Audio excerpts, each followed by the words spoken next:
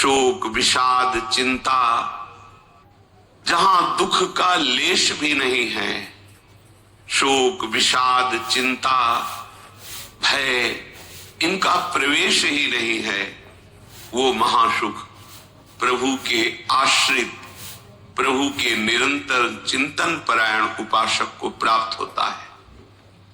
उस उपासक को कभी भी किसी भी तरह की ना जीवन निर्वाह की चिंता करनी पड़ती है, ना परम पद की चाह ही करनी पड़ती है।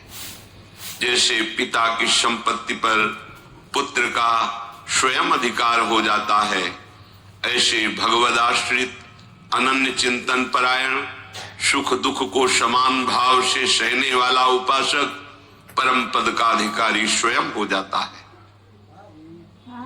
आवश्यकता है जो श्री भगवान कह रहे हैं कि मेरा तुम अनन्य भाव से आश्रय स्वीकार करो। अन्य भाव ही माया है और अनन्यता ही भक्ति का स्वरूप है। प्रायः सब भक्त ही हैं, क्योंकि हमारी दृष्टि में हमारे प्रभु के सिवा कोई है नहीं, तो सब भक्ति कर रहे हैं। कोई विषय की, कोई पुत्र परिवार की, कोई धन की, कोई मान प्रतिष्ठा की, मेरे प्रभु ही सब रूपों में हैं। पर ये ना जानने के कारण अन्य भावों का आरोप कर लेने से दुर्गति हो गई।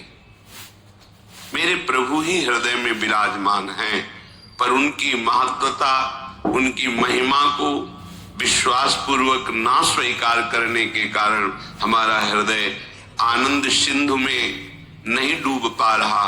नाना प्रकार की चिंताएं, क्लेश, अशांति, अभाव ये हमें सताए जा रहा है, जबकि पूर्ण कृपा सिंधु, आनंद सिंधु हमारे हृदय में ही विराजमान है। तो हमारी कहीं त्रुटि हो रही है। नहीं, हृदय में विराजमान प्रभु और दीनता, दुख, भय, विषाद, ये दीनता भक्ति जनित नहीं, विषय दीनता, अभाव जनित दीनता। जो भक्ति की दीनता होती, भाव की चरम सीमा है वो, लेकिन ये दीनता विषय प्राप्ति के लिए, कामनाओं की पूर्ति के लिए दैन्य हुआ भटक रहा है। जबकि सर्व सामर्थ्यशाली, सर्व सुख सिंधु प्रभु हमारे समीप हैं। हमें क्यों अनुभव में नहीं आ रहे? आनंद सिंधु मध्य तो भाषा, फिर हम क्यों आनंद की खोज विषयों में कर रहे हैं? अज्ञान के कारण, अविद्या के कारण। उस अज्ञान अविद्या की निवृत्ति कैसे होगी? मामेव ये प्रपद्यन्ते माया में ताम तरंतिते। जो मेरी शरण में आ गया वो माया अविद्या से तर गया, उसके अज्ञान का नाश हो गया। तो प्रभु की शरणागति का स्वरूप क्या है? सर्वभाव से अपने प्रभु को प्रसन्न कर लेना। भगवान वर्णन करते हैं, अनन्यास चिंतयन्तो माम ये जनाः पर्युपासते। मेरी सर्वभाव से उपासना, मन से, वचन से, कर्म से, प्रत्येक चेष्टा से, केवल एकमात्र उपासना का तात्पर्य अपने प्रभु के समीप रहना।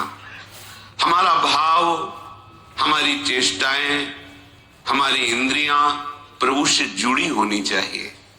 उपासना अपने प्रभु के समीप ही होनी चाहिए। भली भांति जो उपासना में है, पर्युपासते, अन्य भावों का त्याग करके अनन्य भाव से मेरा जो भजन करते हैं, भली भांति से मेरी उपासना करते हैं, अब उसको योग क्षेम की चिंता की परवाह नहीं होनी चाहिए। ये चिंता परवाह उनको होती जो भगवद आश्रित नहीं होते। स्वयं श्री भगवान कह रहे, योग क्षेमम भाम्यहम्। लोक परलोक में जो तुम्हें चाहिए वो मैं प्रदान करूंगा, और जो प्रदान किया है उसकी रक्षा मैं करूंगा। तुम्हें बिल्कुल चिंता नहीं करनी, ना साधन की और ना व्यवहार की। ये परलोक सकल सुख पावत। देखो, इतने बड़े मालिक कह रहे, क्षेमम, मैं तुम्हारी रक्षा करूंगा। योगम, जो तुम्हें प्राप्त कराना है वो मैं कराऊंगा, तुम्हें बिल्कुल चिंता नहीं करनी। केवल मेरी शरण में होकर, मेरे आश्रित होकर मेरा अनन्य चिंतन करो। प्रसंग चल रहा था कि पूर्ण शरणागति किसे कहते हैं। उस पूर्ण शरणागति के प्रसंग में कुछ लक्षण अपने लोगों ने श्रवण किए थे। पहला है, हमें शरणागत की तैयारी करनी है, पूर्ण समर्पण प्रभु कर लेते हैं। तो शरणागति तैयारी का पहला लक्षण है नित्य निरंतर अपने प्रभु का अनन्य भजन होना। अपने, हम किसी और का भजन नहीं करें, अपने प्रभु का कर रहे हैं, तभी नित्य निरंतर होता भी है। अपने